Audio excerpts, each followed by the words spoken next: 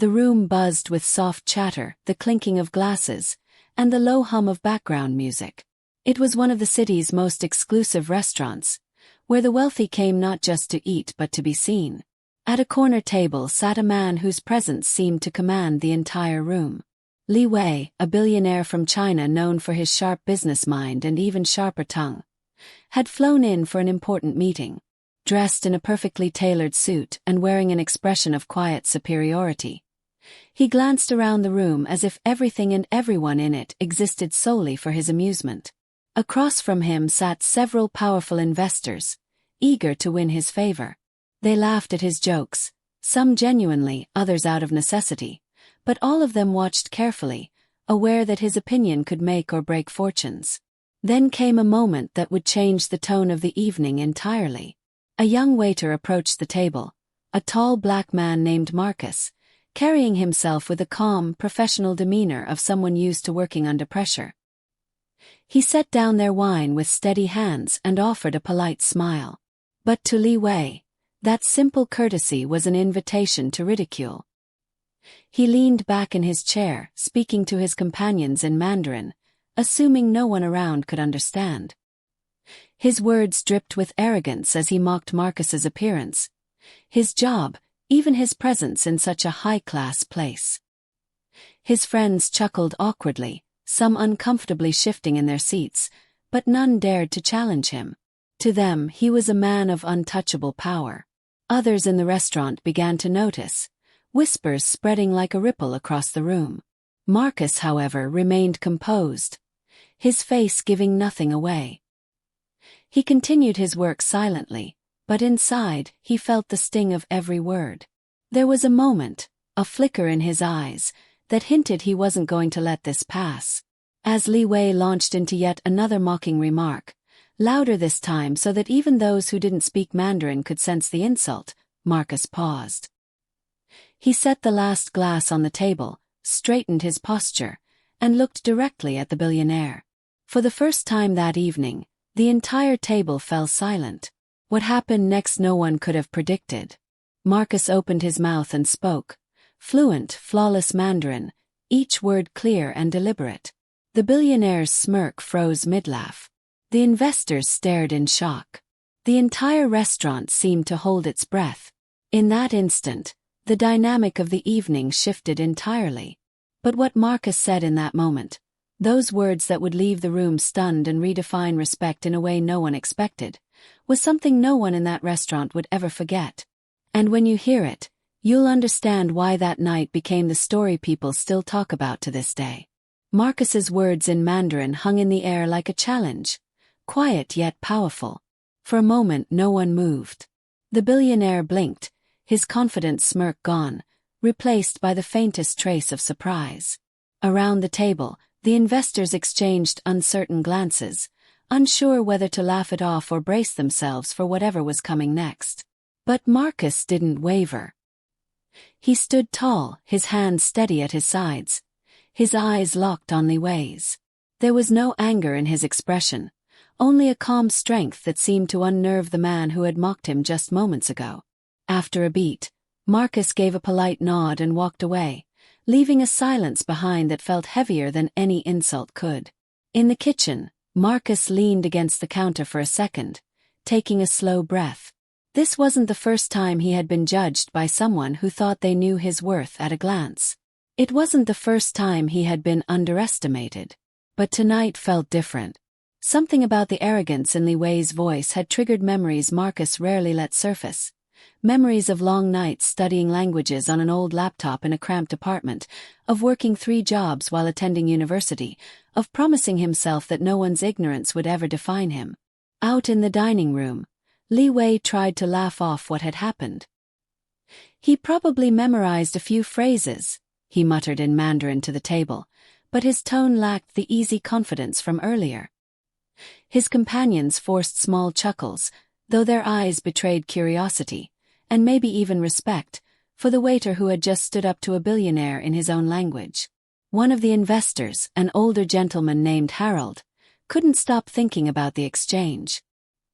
He had been in business long enough to know that moments like this, when someone quietly reveals more than anyone expected, often lead to bigger stories.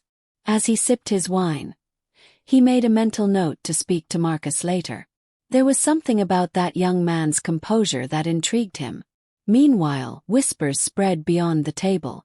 Other diners who had witnessed the scene were buzzing with speculation. Who was this waiter who spoke Mandarin like a native speaker? Was he just a server, or was there more to his story?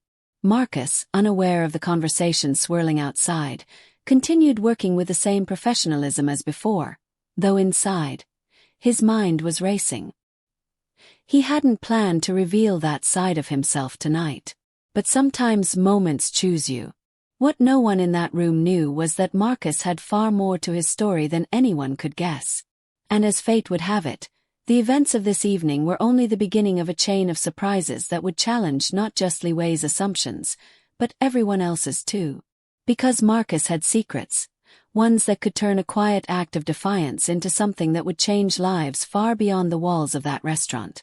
Li Wei couldn't shake the look in Marcus's eyes when he had spoken to him. It wasn't just the surprise of hearing flawless Mandarin. It was the quiet confidence behind it. It gnawed at him in a way he wasn't used to. He was a man who thrived on control. Control over deals, over people, over every room he walked into. Yet, for the first time in years, he felt as though someone had taken that control from him with nothing more than a few carefully chosen words. "Find out who that waiter is," he muttered under his breath to his assistant, a young woman seated 2 chairs away. She gave a small nod, typing something quickly into her phone, determined to uncover whatever information she could. In the kitchen, Marcus kept moving from table to table, balancing plates and polite smiles, but his mind was elsewhere.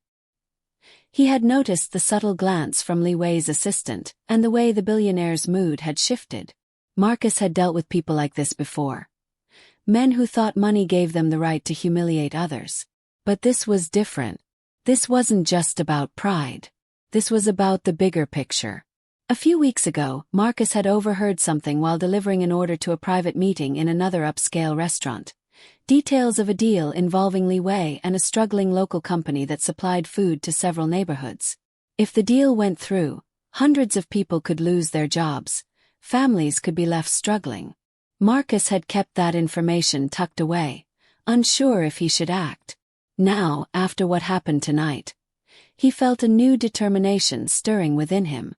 Meanwhile, Harold, the older investor, watched everything carefully. He had built his wealth not on arrogance, but on reading people. And Marcus, in his eyes, wasn't just a waiter. There was depth there, intelligence, strategy, maybe even purpose. He decided he would approach Marcus discreetly before the night ended. Something told him this young man had a story worth hearing, and perhaps even an opportunity worth exploring. Li Wei's assistant returned quietly to the table later with a brief update. His name is Marcus Hayes. Graduated top of his class in linguistics. Speaks 5 languages. Used to work in corporate communications but left 2 years ago. No clear reason why. Li Wei's jaw tightened. "Interesting," he said softly, a dangerous glint in his eyes. To him, Marcus was no longer just a waiter. He was a puzzle, and puzzles in Li Wei's world either became assets or threats. Across the room, Marcus felt the billionaire's gaze on him again. Heavier this time, like a storm waiting to break. He straightened his posture, refusing to look away. He had no idea how far this would go, but one thing was certain. Tonight had set something in motion that none of them could stop now. And somewhere deep inside, he knew this wasn't just about a single insult anymore. It was about exposing truths powerful people wanted buried, and surviving whatever came next. The evening dragged on, but the air inside the restaurant felt tighter, charged with something invisible yet undeniable. Every time Marcus passed by Li Wei's table, he could feel the man's eyes following him, sharp and calculating. It wasn't the gaze of someone embarrassed. It was the look of a predator assessing a target. Marcus forced himself to focus on his work, but beneath his calm exterior, his pulse quickened. He knew enough about people like Li Wei to understand this wouldn't end here. Harold noticed it too. He had seen power plays before, the kind that started in boardrooms and ended in ruin for those caught unprepared. When Marcus walked past his table, Harold subtly reached out, stopping him just long enough to slip a card into his hand. "Call me," he said under his breath. "Tonight changed something." Marcus glanced down at the card briefly before tucking it into his pocket without a word. In the corner of the dining room, Li Wei leaned in toward his assistant. "He knows something," he murmured in Mandarin. "Find out what it is." His voice was low, but laced with intent. She nodded, already typing into her phone again. Back in the kitchen, Marcus took a moment to himself, stepping into the narrow hallway behind the service area. He pulled out the card Harold had given him and stared at it. He didn't know the man well, but he had heard of him. A seasoned investor known for backing people, not just ideas. Could Harold be someone who might help? Or was this just another move in a game Marcus hadn't asked to play? Suddenly his phone buzzed. A message from an unknown number appeared. "We need to talk. It's about Li Wei. Meet me outside when your shift ends." Marcus frowned, scanning the busy kitchen. Who could have sent that? He didn't recognize the number, but the timing sent a chill through him. Meanwhile, Li Wei stood and raised his glass, addressing the table in English now. His voice loud enough for the room to hear. "To new ventures," he said with a smile that didn't reach his eyes. "And to eliminating obstacles that get in the way." The toast drew polite applause, but the words felt like a warning aimed directly at Marcus. As the night wound down and the last guests began to leave, Marcus prepared to step outside, his mind racing with questions. Was the mysterious message a trap? Was Harold's offer genuine? And what exactly was Li Wei planning? The city streets were quiet as he pushed open the back door, the cool night air brushing against his skin. A black car sat idling at the curb, its windows tinted. Marcus froze, his instincts screaming that something was about to happen. And then, from the shadows, a voice called his name. Whoa. Urgent. Dangerous. Everything Marcus had feared, and everything he had tried to avoid, was about to collide in one moment he couldn't escape. Marcus's breath caught as he turned toward the voice. From the shadows stepped a woman in a dark coat, her face partially hidden beneath the glow of a street lamp. "We don't have much time," she whispered urgently. "He's not just a businessman. He's involved in something far bigger than you realize." Marcus glanced toward the black car idling nearby, its engine humming quietly. "Who are you?" he asked, his voice low but steady. "My name isn't important," she replied, glancing nervously over her shoulder. "What matters is this. Li Wei knows who you are, Marcus. He knows what you found out about his deal, and he won't let you walk away this time." The words hit Marcus like a punch. He hadn't told anyone about what he overheard weeks ago, not even friends or co-workers. How could she possibly know? Before he could respond, the car door opened with a sharp click. Two men in suits stepped out, their expressions unreadable as they started toward him. "Listen to me," the woman said quickly, pressing a small flash drive into his hand. "This is everything. Documents, recordings, proof of what he's doing. Take it to someone you trust, but don't go home. They're watching you." Marcus barely had time to close his fingers around the drive before the men reached him. "Mr. Hayes," one of them said politely, though his tone carried a quiet menace. "Mr. Lee would like to speak with you. Now." For a heartbeat, Marcus considered running. But where? They'd catch him before he made it down the block. Instead, he forced himself to remain calm, tucking the flash drive deep into his pocket. "I'm still on shift," he replied evenly. "Tell Mr. Lee I'll see him when I'm done." The men exchanged a brief glance, clearly not used to being refused. "We insist," the second one said, stepping closer.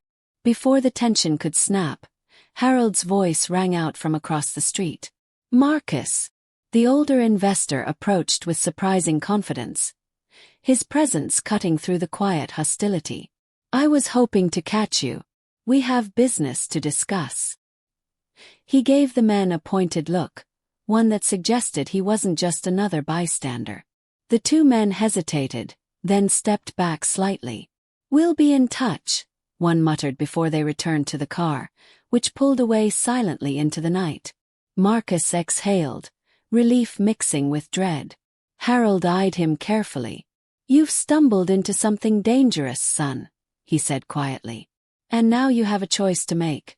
Walk away and pretend none of this happened, or step up and risk everything to stop him." Marcus didn't respond. His fingers tightened around the flash drive, feeling the weight of what it represented. Somewhere inside that car disappearing into the night, Li Wei was already preparing his next move. And Marcus knew deep down that the real fight was only just beginning. Marcus didn't sleep that night. He sat in a small rented room above a corner store, the flash drive on the table in front of him. Every time he closed his eyes, he saw Li Wei's cold smile, the black car, the woman's warning. He knew there was no turning back now. By morning he had made his decision. With Harold's help, Marcus arranged a quiet meeting at a private office downtown. It wasn't just Harold there. He had brought in a trusted journalist and a legal investigator. As Marcus slid the flash drive across the table, his hands were steady. "This has everything," he said simply. "Financial records, audio recordings, evidence of how Li Wei's company is using shell corporations to crush small businesses here and abroad. It's not just about one deal, it's a pattern." The investigator plugged it in, scrolling through files. "This is huge," she murmured. "If this is authentic, it's enough to bring him down." "It's authentic," Marcus replied, his voice firm. "And there's more. He's meeting with city officials tomorrow to finalize the deal. If we stop that, we stop him." But even as they made plans, Marcus couldn't shake the feeling they were being watched. Hours later, his fears were confirmed. As he left the building that evening, a sleek car screeched to a halt in front of him. The door flew open, and before he could react, two men dragged him inside. The world blurred into motion until the car stopped in an underground garage. He was shoved into a dimly lit room where Li Wei waited, perfectly calm, sipping tea as if this were just another business meeting. "You're clever," Li Wei said in flawless English. "But you made a mistake thinking you could challenge me." He leaned forward, eyes cold. "Give me what you have, and I'll let you disappear quietly. Refuse, and you'll regret it." Marcus took a slow breath. "You think you've already won," he said quietly. "But you haven't." Li Wei frowned. "What do you mean?" Marcus allowed himself the faintest smile. "Because while you were busy trying to intimidate me, I sent the files to every major news outlet in the country. They're live-streaming the press conference right now." Li Wei's composure cracked as his phone buzzed relentlessly. He glanced at the screen, his face draining of color. Marcus had timed it perfectly. The journalist had released the evidence while he was being held here. Within minutes, headlines would spread across the world, exposing everything. Li Wei stood abruptly, fury flashing in his eyes. "You!" The door burst open. Authorities flooded the room, led by the very investigator Marcus had met earlier. "Li Wei," she announced, "you're under arrest." As they took him away, Marcus finally exhaled. It was over, or so he thought. Later, as he stepped outside into the cool night air, Harold clapped a hand on his shoulder. "You did good," he said. But before Marcus could reply, his phone buzzed with a new message from an unknown number. This was just the beginning. He wasn't the only one. Marcus froze, staring at the words. Somewhere in the distance, sirens wailed, and for the first time, he realized the battle he thought he'd won might only be the opening move in a much larger war. Marcus walked away from the courthouse weeks later, the sun setting behind the city skyline, painting the streets in gold and orange. Li Wei's trial had ended that morning, with a guilty verdict on every count: fraud, bribery, and racketeering. The news cameras outside had captured Marcus leaving, but he didn't stop for interviews. He didn't need the spotlight. He had never wanted it. For him, this wasn't about fame, it was about justice, about proving that even one voice could make a difference when used at the right moment.